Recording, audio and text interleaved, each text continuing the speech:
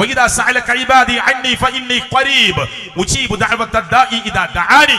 പ്രാർത്ഥിക്കുന്നവൻ എന്നോട് പ്രാർത്ഥിക്കട്ടെ, എന്നെ പറ്റി ചോദിച്ചാൽ നബിയെ താങ്കൾ പറഞ്ഞു കൊടുക്കണം, ഞാൻ ഏറ്റവും അടുത്തുണ്ട് പ്രാർത്ഥിക്കുന്നവന്റെ പ്രാർത്ഥനയ്ക്ക് ഉത്തരം കൊടുക്കാൻ. ഇത് പറഞ്ഞു കൊടുക്കൂ നബിയെ എന്നാണ് അല്ലാഹു തആല ഖുർആനിൽ നബി സല്ലല്ലാഹു അലൈഹി വസല്ലമയോട് ഓതിക്കൊടുക്കാൻ ജിബ്രീലിനെ വിട്ട് ലോകത്തെ പഠിപ്പിക്കാൻ പറഞ്ഞിട്ടുള്ളത്. രണ്ടാമത്തെ സൂറത്ത് യൂനുസിലേക്ക് എത്തിയാൽ ഹൗലാഇ ശുഫാഉനാ ഇൻദല്ലാഹ്, ഇവർ അല്ലാഹുവിന്റെ അടുക്കൽ ഞങ്ങൾക്ക് വേണ്ടി ശുപാർശ ചെയ്യും എന്ന് പറഞ്ഞിട്ടാണ് മുൻഗാമികൾ അല്ലാഹയല്ലാത്തവരെ തേടിപ്പോയത്. കാസർഗോഡിലെ മുസ്ലിങ്ങളെ, നമ്മുടെ കൂട്ടത്തിൽ പലരും അങ്ങനെയാണ് ഇപ്പോഴും പോകുന്നത്.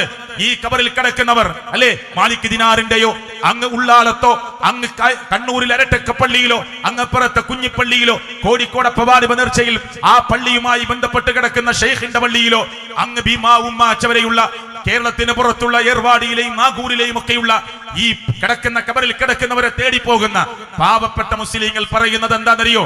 ഇവര് നമുക്ക് വേണ്ടി ശുപാർശ ചെയ്യും. ഇത് പറയരുത് എന്നാണ് അല്ലാഹ് പറഞ്ഞത്. അല്ലാഹ് പറഞ്ഞത് ഈ ന്യായം പറഞ്ഞ് നിങ്ങൾ പോകരുത്. നിങ്ങളുടെ എന്ത് വിഷമവും കേൾക്കാൻ എനിക്ക് ഉറക്കമില്ല, എനിക്ക് ക്ഷീണമില്ല, എനിക്ക് മയക്കമില്ല, എനിക്ക് തളർച്ചയില്ല, ഞാൻ ആദ്യമേ ഉള്ളവനാണ്, എന്നുമുള്ളവനാണ്. എനിക്ക് ഏതെങ്കിലും ഒരു കാലഘട്ടങ്ങളെ നിങ്ങൾ നിർണയിക്കാൻ പാടില്ല. അതുകൊണ്ട് നിങ്ങൾ എന്നോട് പറയൂ. അല്ലാഹ് പറഞ്ഞു, നബിയെ പ്രഖ്യാപിക്കൂ, നബിയെ അവർ പ്രാർത്ഥിക്കുമ്പോൾ എന്നോട് പ്രാർത്ഥിക്കട്ടെ, എന്നോട് ദുആ ചെയ്യട്ടെ. അസ്തജിബ് ലക്കും, ഞാൻ നിങ്ങൾക്ക് ഉത്തരം തരും. നിങ്ങൾ എന്നെ വിളിച്ച് പ്രാർത്ഥിക്കൂ, ഞാൻ നിങ്ങൾക്ക് ഉത്തരം തരും. ഇന്നല്ലദീന യസ്തക്ബിറൂന അൻ ഇബാദതി, എന്നെ ആരാധിക്കുന്നതിൽ ആരെങ്കിലും അഹന്ത കാണിച്ചാൽ സയദ്ഖുലൂന ജഹന്നമ ദാഖിരീൻ, നിന്ദരായി നരകത്തിൽ കിടക്കേണ്ടി വരും. ഇതാണ് അല്ലാഹു ഖുർആനിൽ പറഞ്ഞിട്ടുള്ളത്. ഈ ശിർക്ക് സംഭവിച്ചാൽ അല്ലാഹ് പൊറുക്കൂല.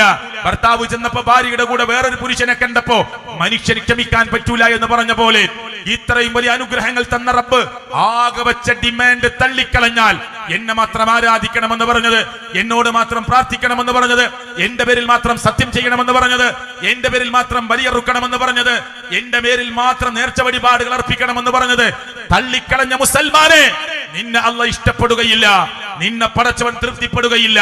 അതുകൊണ്ട് അല്ലാഹ് ഖുർആനിൽ പറഞ്ഞു, ഇന്നല്ലാഹ ല യഗ്ഫിറു അൻ യുശ്റക ബിഹി വയഗ്ഫിറു മാ ദൂന ദാലിക ലിമൻ യശാ. അല്ലാഹ് ഒരിക്കലും പൊറുക്കാത്ത പാപമാണ് ശിർക്ക്. വേറെ എന്തും അല്ലാഹു പുറത്തു കൊടുത്തേക്കാം. വമൻ യുശ്രിക് ബില്ലാഹ്, ആരെങ്കിലും അല്ലാഹുവിൽ ശിർക്ക് വെച്ചാൽ ഫഖദ് ഹറമല്ലാഹു അലൈഹിൽ ജന്ന, അവന്റെ മേൽ സ്വർഗ്ഗം നിഷിദ്ധമാണ്. ഇതൊക്കെ അല്ലാഹു ഖുർആനിൽ പറഞ്ഞതാ. എന്നിട്ട് എന്താണ് മുസ്ലിം ഉമ്മത്തെ നമ്മൾ ആലോചിക്കാതെ പോകുന്നത്?